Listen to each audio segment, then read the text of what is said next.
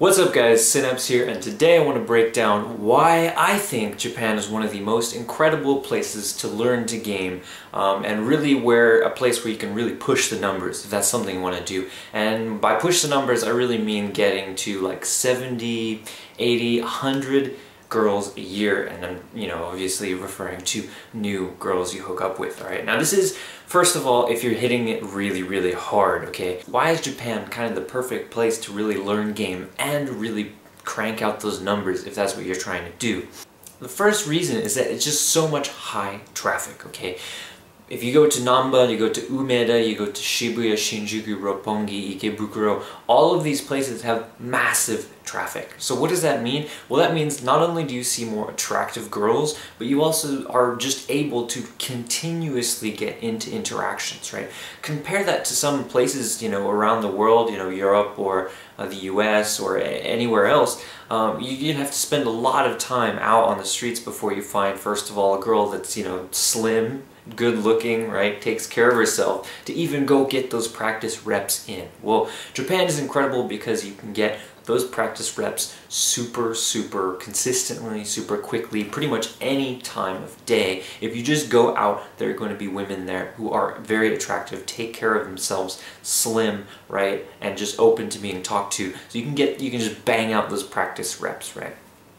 And for so much of the skill of game, right, as with anything else, it's all about failing faster and more, right? And failing smart as well. So what I mean by that is, like, most guys are like, well, why am I not good with women, and why am I having difficulty, having as much abundance in my life, or meeting as many girls in my life? Maybe they even just want one girlfriend. Well, dude, if you think about it, right? What are baby kids, like little kids, toddlers and stuff doing? Well, the boys are playing with their trucks, right? And the girls are talking to each other. Okay, so basically guys start off with a massive disadvantage, right? And that carries on all the way through all their schooling, through high school. They're playing video games and the girls are out there just chatting and gossiping. So who do you think is going to be better at kind of the social arena, right? At understanding what other people mean, understanding how to communicate in a certain way to them, and thinking about romantic relationships?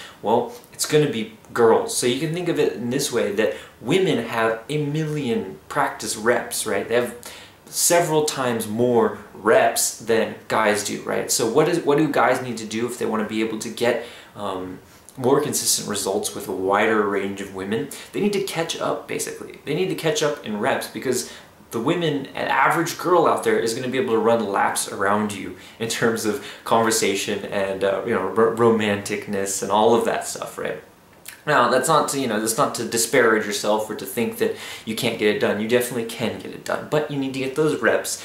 And to get consistent and quality reps, I think there's very few places in the world which are better than, Tokyo, Osaka specifically, but Japan in general, all right? The second critical point that I'm going to break down is logistics, all right? So the fact of the matter is that the logistics in Tokyo are incredibly favorable, right? And this also goes for Osaka, and to a lesser degree other parts of Japan as well. Basically, in any of the major cities in Japan, you have several things which are working in your favor that are not necessarily the case in other countries or cities around the world, right? So one of the major things is trains, right? It's a huge advantage to be able to, one, go out, drink, and be able to catch a train home, right? Now just think about that. Whereas, if you game in somewhere like LA, you're leaving the bar with a girl, you gotta be like, well, is it your car, is it my car, what are we gonna do with our cars? We catch an Uber, did you catch an Uber, right? Like, how are we getting home? What are we doing about this, right? In Japan, nobody's driving around to the club or whatever. Everybody just takes trains. So if you meet a girl, she wants to go with you, there's no barriers to that. You don't have to worry about anything like that, right?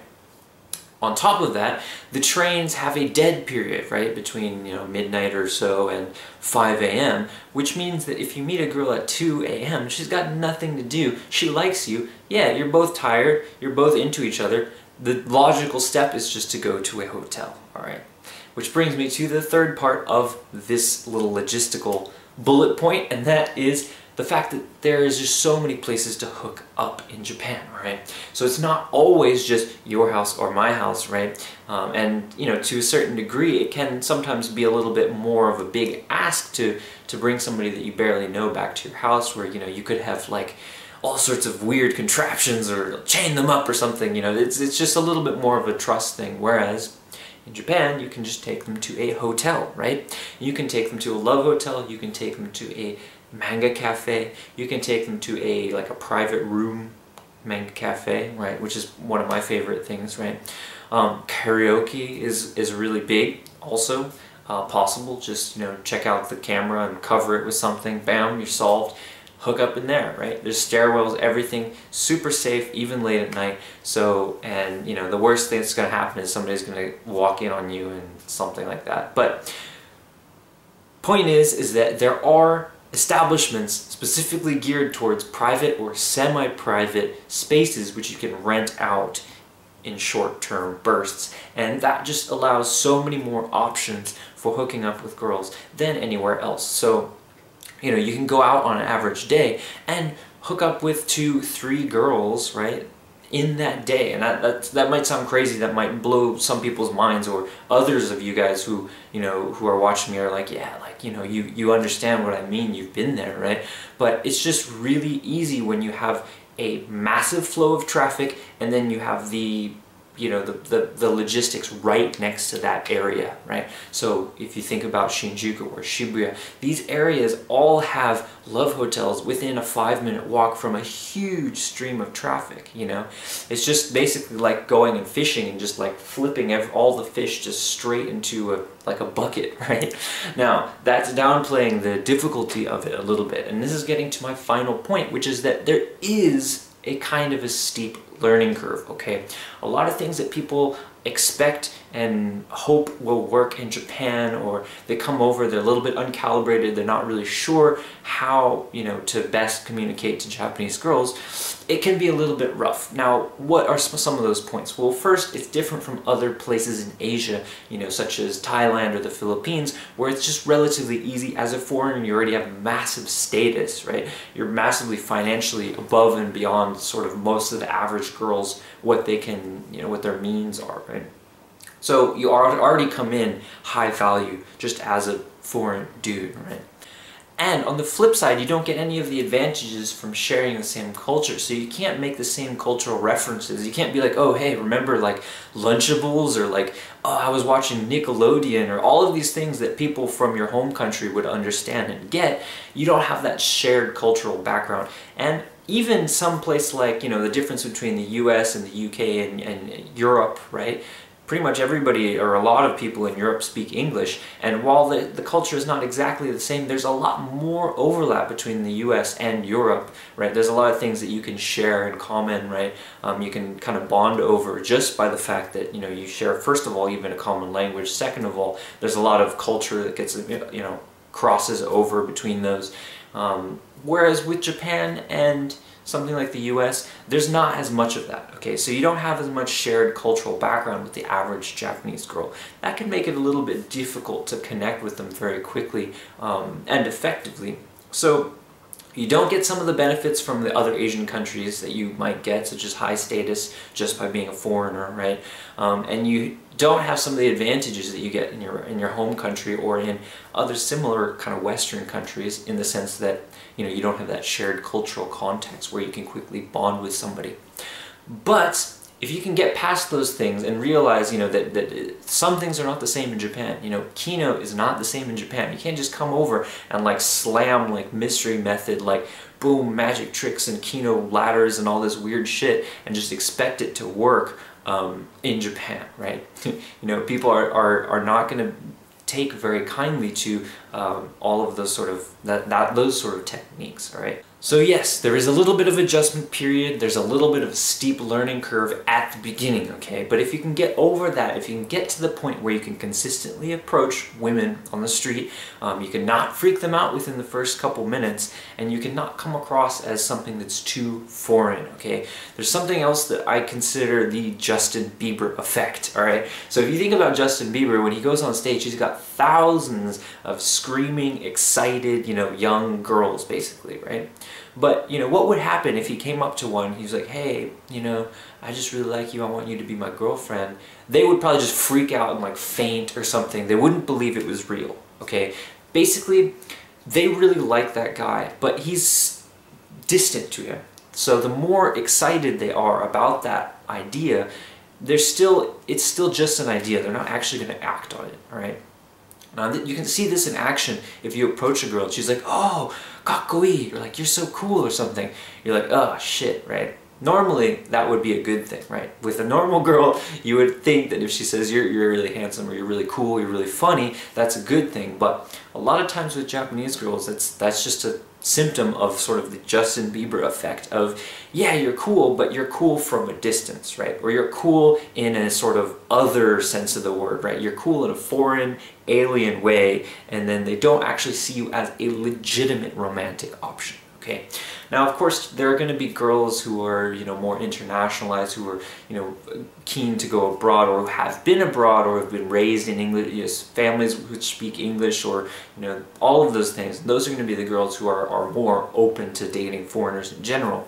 But if you really want to get on the ground and be able to open up basically 95% of the population, you're going to have to learn how to kind of crack that screen, that television screen kind of thing that's separating foreigners from being something that you look at and something that's external, right, and unrealistic, or interesting and funny, but ultimately distant, right? You have to learn how to crack that screen and relate to them on a personal level.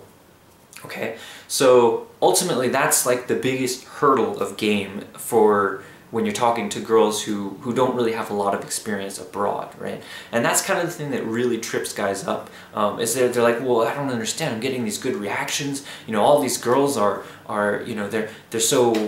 they're into me, but then like they don't respond, they don't text back, right? They just like, they vanish, and are they liars or what's happening? Well no, it's just basically they meet you, it's almost like you're Justin Bieber, they're like, wow, this is fun, we're talking, blah blah blah, or like they're a little bit nervous, they're a little bit like awkward, right?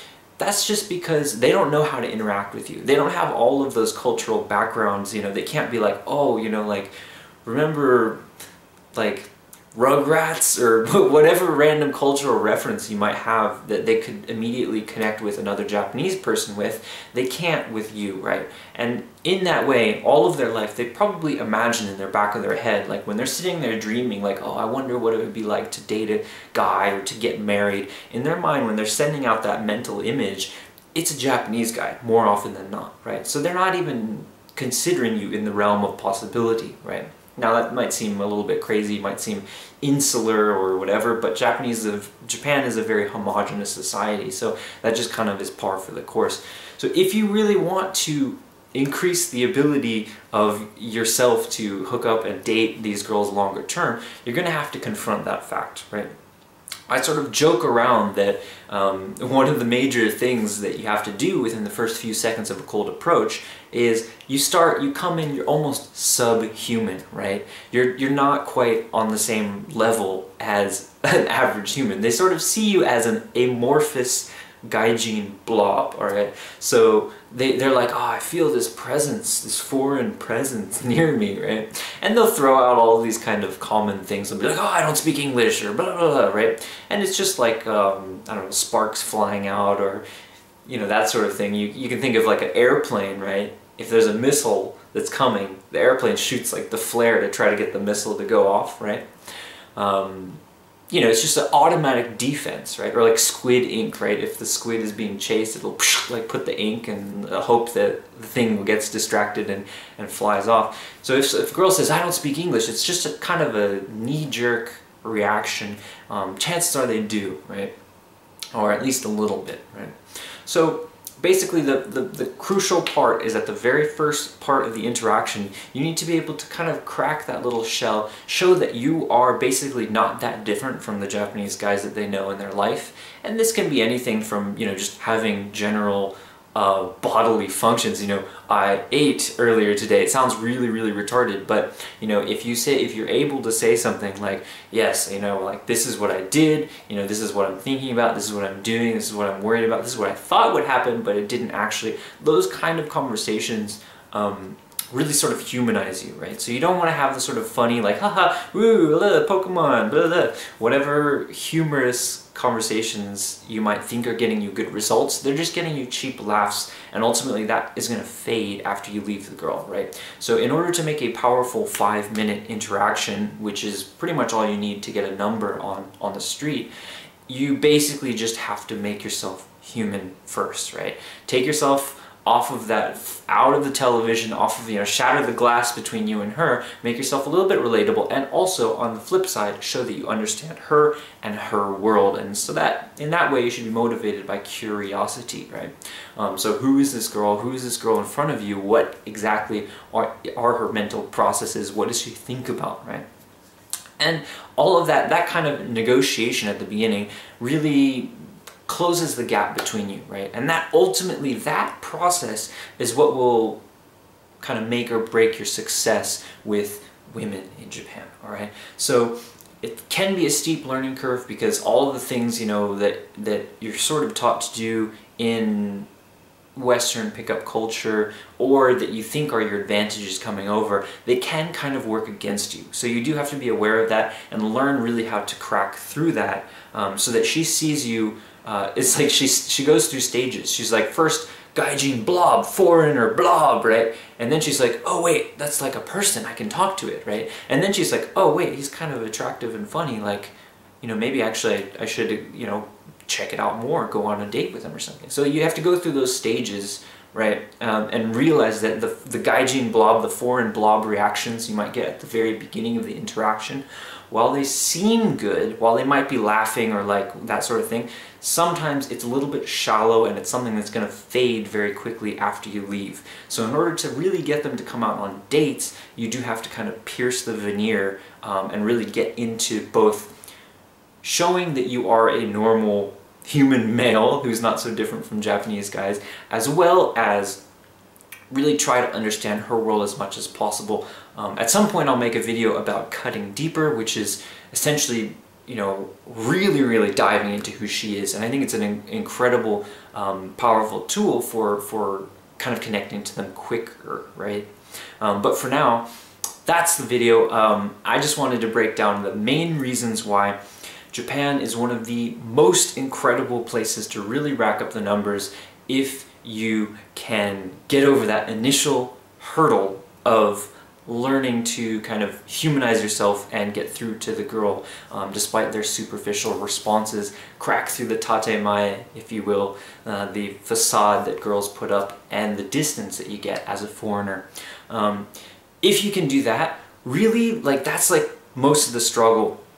If you can crack through them, you can engage them, make them laugh, have a little fun with them, and you know, make yourself seen as normal. All you do at that point, literally all you do, lead them to those logistics that we just talked about, right, in points 1 and 2. And because the flow of traffic, the places where you could be approaching girls, are so close to the logistics, it's just, again, it's just like flinging fish out of the river into like a bucket that you have ready or something, whatever it is.